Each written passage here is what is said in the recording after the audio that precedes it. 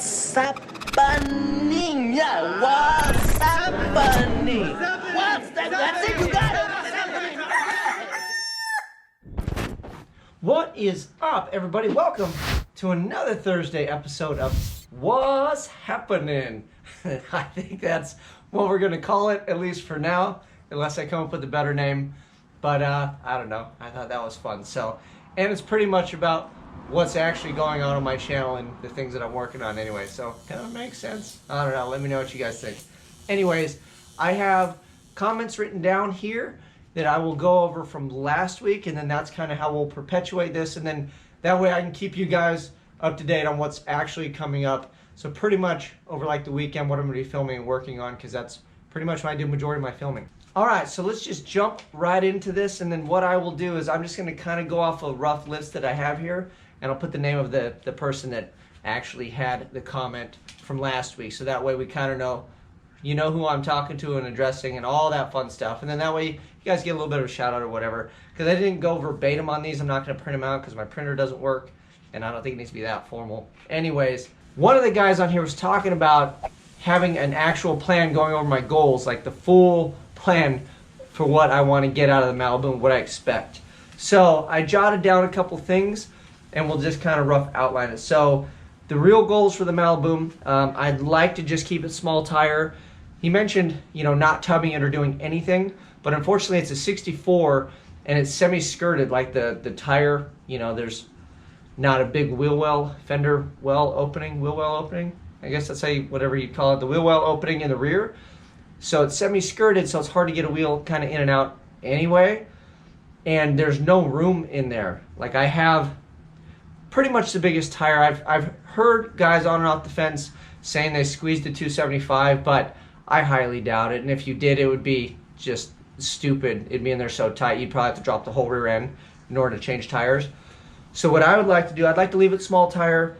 I'd like to do like a 28-10-5 full slick, because from what I understand, those are a little easier to tune as far as like launching off a trans brake, because you can kind of slip it down the track. As where a radial, it's a dead hook tire. If it's not hooked up, it spins, it's pretty much over. It doesn't really kind of slip down the track like a full bias ply slick would. So I'm going to go with slicks because I'm doing trans brake and all that fun stuff. Maybe when we get it figured out, if we have to go to radial, but I don't. And then slicks are cheaper. And not only are slicks cheaper, I can do big smoky burnouts with the slick. Radials don't really like the burnouts. I've seen some that kind of do, but not really like a slick. Like a slick, you want to get it hot. A radial, kind of not so much from what I've seen and kind of understand. I've seen some guys that kind of heat them up pretty good, but for the most part, I don't know if the radials really like the heat as much as like a slick does.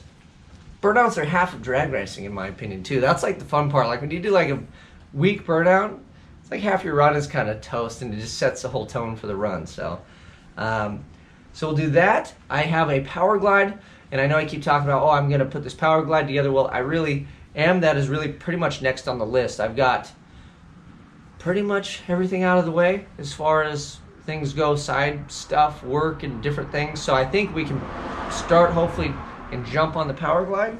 And then I have a 9-inch. As a matter of fact, I collected a couple more parts for this afternoon. I went and got axles, and then I got a full spool. So we are close to having all the parts too for the 9-inch, which are those are two big core items, and they're expensive. I mean, a 9-inch rear end is not cheap, especially with aftermarket axles, the spool, the third member, all that stuff. Even just to collect the parts for it is not inexpensive. It's pretty expensive, which I've managed to do it for pennies on the dollar, honestly. Luckily, granted, I'll have a bunch of work because I got to cut it down and do all that fun stuff. And then the power glide, I've had the parts for well over a month now, pretty much since I got back from LS Fest. I got the transmission. My father-in-law sponsored me and bought all the parts for it. I just have to bring them together and build it. Granted, I have no idea what I'm doing, and I figured I'd want to have the garage open, not have much of a distraction. If I can't finish up that day on it, I need to be able to leave stuff spread out kind of in order, because again, I'm not a transmission guy. I'm going to stumble through it, and we're going to figure it out together. But I don't want to just jump into that and then something else happens, and now I have this blown apart power glide that I'm never going to figure out how to put back together. So that's why we haven't really jumped into that yet. What's up, my man? So we have the the Power Glide that's going to go in the Malibu. We have the 9-inch that's going to go in the Malibu. And then we'll adjust the driveline once those 2 items are in. And then obviously at that point, we're probably going to need some sort of safety. As far as how fast you want the car to go, the guy also mentioned, you know, like a really low 10, pretty much a flat 10. In all reality, if you want to go fast, you got to go fast, kind of. So I would really like a single-digit car. Even if it's 999, and I only click that off like one time, that's kind of the goal. Granted, we are high 11s, like way high 11s right now, so there's plenty of room and plenty of numbers to just chip our way all the way down to the, you know, single digit, which I think would be a really cool, if I could have a single digit street car, that would be really neat. And especially, there's a lot of guys, especially like back east. I mean, those guys are so fast over there. Granted, there are some fast guys here on the West Coast, but it seems like even the guys building junk cars back east are just flying, you know, low 9-second, 8-second passes. So I'd like to be in the single digit on a small tire with the Malibu. That is the goal. And then if we reach that destination, obviously there's added safety and things that we would need to do in order to continue to go even faster. But we can cross that bridge when we get there. I'm not going to say that I want it to be an 8-second car, but I would say that I'd like it to be a high 9-second car, capable at least. Granted, it is pretty quick now, and even a low 10-second car would be killer, because that's still, you know, more than a second off of where it's at right now. So, granted, and we got to get through all the numbers. Ultimate goal is single digits. Right now, I'd just be happy to use the car. If it was running what it ran and I had all my components in it, I'd be happy. So, we got a lot of work to do, but ultimate goal is that. And wheelies. I did mention wheelies. I don't even care if the wheelie's like this big. I just want to shot of that car doing a wheelie, and I think that is just awesome. Plus, cars that do wheelies out of the hole are fun to watch. Cars that just kind of dog and cruise, I mean, they're cool. If they take off like rocket ships, I get it. But if you can bust out, you know, carry the wheels a little bit, that thing's on fire right out of the gate, and they're always fun to watch. And I'd imagine that car is really fun to ride in. I've never been in a car that fast that does anything like that, and I'm hoping that this one will at some point. It's only time and money, right? It's only time and money. The Magnum, basically that project is dead. If you saw the last video, I got the Magnum for free from a buddy of mine. His brother was trading it in. He said he had a car, and as far as I knew, it had a transmission problem in overdrive is what I was told. Well, I got it here and I couldn't even make it down the block and back, so I figured I would just try a couple easy things, throw a little bit of time at it, and we'd see what happened before I pulled anything apart or made any real decisions on it. I pretty much spent 3 afternoons on it, which a lot of you are probably like, oh, that's not a lot of time, you know, I could do this and do that. Well, I have a bunch of other projects and a whole lot of other things, and that car was only going to be good for one race. So I would have to take glass out, I'd have to do some safety to it, I was going to put like a paint job on it. There's a lot of effort that would go in just to literally take it, smash it one time, and then send it to the wrecking yard, which I'd get 0 for.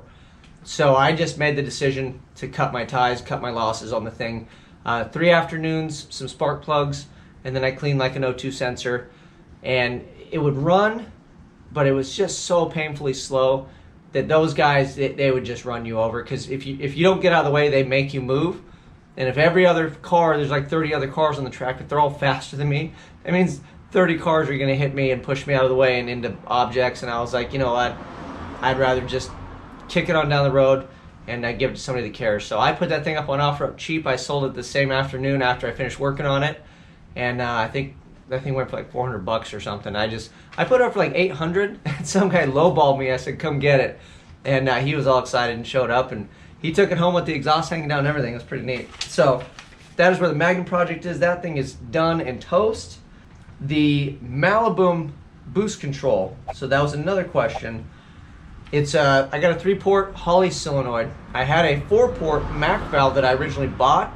I hooked it up all wrong, took that to Vegas, and then the guys out in Vegas that do all the tech that pretty much came up with the software and a lot of stuff that Holley actually runs on, all the parameters and everything for Terminator X, like the guys were out there. And you have to do PID tuning if you want to run a 4-port. It'll run it, they just don't have standardized PIDs for it. So after I got back and I had all the issues with it and I didn't know what was wrong, I figured I would just run the Holley solenoid because it's basically set up as far as I know, I could be wrong. I mean, those could just be generic PIDs, and you're still probably supposed to tune it, I would imagine. And if that's the case, then you might as well just go 4-port. But all I did with what I've got in there is I just have the 3-port. I selected the 3-port from the drop down, and I figured it was pretty user friendly.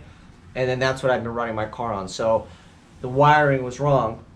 So I fixed the wiring. I run just a single 3-port, although I do have dual 3-port valves, so I could run the 2 3-port because there's an option to run 2. So it'd be, one would be a fill valve, one would be a dump valve, which controls it a lot better from what I understand. But you're gonna burn 2 inputs if you do that. So I just stuck with the 3. We'll go from there, and then we'll see when boost gets crazy or whatever we got to do later and figure it out. But I'll probably end up moving to a 4-port, and just like Apple just did on his, I'll probably move it to the 4-port and then figure out how to do PID tuning for the Mac valve that I purchased. And then once I have that dialed in, I'll just have PIDs for it. It's not a big deal. So it should be kind of a one-time thing to get you in the ballpark.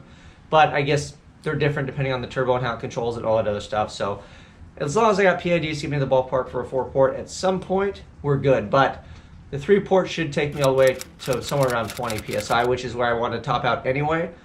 And the car makes more power than it puts down because of the chassis and everything. So at this point, there's really no point to chase more horsepower. I'm just shortening the lifespan of the engine that's in it, and I need lots of seat time, and I'd really like to just go and use the thing instead of trying to do one blistering pass and the motor's junk, because at this point, I got so much other stuff to worry about. So we're going to leave it around the, 580 at the tire, and that's at 14. I haven't even driven it there yet, so it's about 500 at the tire. We'll leave it there till we can put all that horsepower down, and then once we can't go any faster, we're consistent, we'll just start turning the thing up, see how we go. So that is the boost control on the Malibu. And then last but not least, some guy asked me, how do I have time for a real job? Because in the last episode I mentioned, you know, I work full time, do side work, and then I have my own projects, and then I put up YouTube videos that I shoot, edit, do everything myself. Well, here it is in a nutshell. We will just break it down. Typically, I don't sleep all that much. I've been sleeping a lot more lately, though, because I've had a lot less side stuff that I've been working on. But anywhere from 4 to 6 hours, 4 to 6, but typically more like 4 or 5 when I'm busy, is all I sleep per night, 7 days a week. There's no exception. So if you worked 8 hours and you slept, let's just say 5, that's what, 13, 8? Yeah, so that's 13 hours out of your day. The nice thing about being a human being living on planet Earth, no matter where you are and who you are, we all get the same 24 hours. I don't care if you're rich, poor, what country you live in, any of that stuff, what language you speak.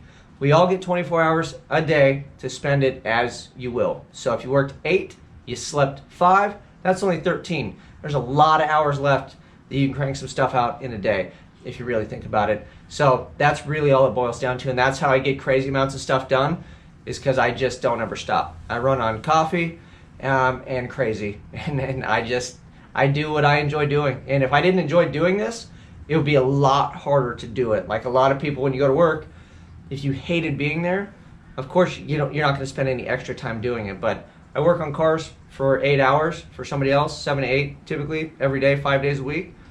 And then after that, I spend all of my free time working on cars for the most part. And then the only time I'm away from it is when I'm editing and doing YouTube stuff. So that is it. That is how I get all those things accomplished. And at this point, I'm almost realizing that I probably don't need to do the side work stuff as much. Granted, they're usually like special projects, like the monster truck helmet, painting for Hoonigan. I'll do little stuff for friends here and there on the side, but I don't really like to cram that into my schedule because it just takes more time away from doing this stuff. So that's how I do it. I mean, there's no magic, smoke and mirrors. I just set a schedule and I stick to it, and I'm pretty much crazy when it comes to the stuff that I do. This is all I do. I don't have a life really outside of cars. So that's it. I actually have magical powers. That's how I do it.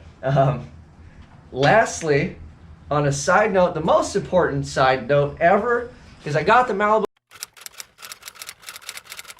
home finally. It took me like 4 weeks. I bought that thing on a whim. We got it home.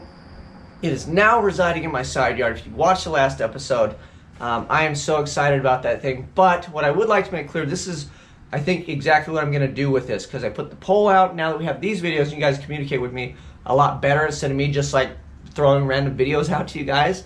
So what we're gonna try to do on the channel, it's obvious that you guys all pretty much show up for racing and for the Malibu for the most part, and some of the how-to stuff. Well, with the transmission 9-inch, all that stuff kind of fits what you guys want to see, and then that'll get the Malibu back at the track faster. Obviously, I'm working on those things. All my crazy side stuff is pretty much done, and at this point I don't really anticipate hopefully taking any crazy side work on that's going to take away from me getting my car back on the track. And then what we'll do is, I've got a lot of parts and things to collect for the Winnebago, so until I have stuff kind of for that, I'll just kind of collect it. Maybe I can mention it here on Thursdays, and then we'll just kind of keep that thing low key until we really start cranking on it. So I'm going to try to funnel everything pretty much down into Malibu stuff and like how-to stuff, because that's what you guys show up to see. So I'll try to give you more of the stuff that you're interested in and less of the other stuff, because to me it's the same video. I got to make the same video, edit it, do all the stuff, and if I put it up, nobody cares, and it's kind of pointless. So I'm going to set a schedule. We got to figure this Power Glide deal out. It's probably my first endeavor, but before I can even do that, I have to take the transmission and stuff out of the Malibu and give it back. So that is first and foremost, to give that back, and I was waiting until the Winnebago was here so my car still moved around. So pretty much this weekend is take the parts out, give all the stuff back, and then that is it. We are dead in the water with the Malibu, and then it is all hands on deck to get this Power Glide built. I pretty much have most of the parts I need for the 9-inch, and then other than that, it's just going to be saving up and getting everything I need to get that car back to the track. Granted, it's a lot easier than it sounds, because I still have a handful of parts I'll need, driveline that I can't do myself, so we'll have to send that over to Inland Empire, and then obviously safety at that point. So we can gut the car. There's a lot of stuff we can do. Oh, wheels and tires. That's another one that's going to hammer me. I don't have wheels and tires. So lots of stuff, lots of parts, but we're going to narrow this thing down and get us back on track to where it's DIY stuff, Malibu stuff. That's what you guys sign up for. The Magnum is gone, and then the Twinnebago is just going to sit for a while. But when the Twinnebago is rolling, that's what I'm working on. I'm going to showcase that, because that's going to chew up all my time once that thing is ready to rock and roll. So got to collect parts and things for that too. That is it. If you guys have any questions, want to see some other stuff, ask how we do this or do that, let me know in the comment section. We can address that next week. And then anybody that wants to leave a comment that's going to ask about more Holly stuff, if I get a chance, which I think I may have a little bit of time before the week is up, I'm going to make the video on the Holly, like setting up the boost control and how that's done, because I have a couple guys that keep asking how I actually did that. So I can at least showcase what's in the car, and then I think I might even be able to just pull the tune out of the car and start from scratch and add it and show you guys. So maybe we can do that before I pull everything apart, or hell, I can even do that afterward, because you don't really need a transmission to turn the car on, I guess. But yeah, that is it. So I hope you guys enjoyed this. Any questions, you guys let me know. Questions, comments, concerns, what you think we should do with the channel, what you want to see more of. I think I've kind of covered all of it, but if I haven't, you guys let me know. I'm out.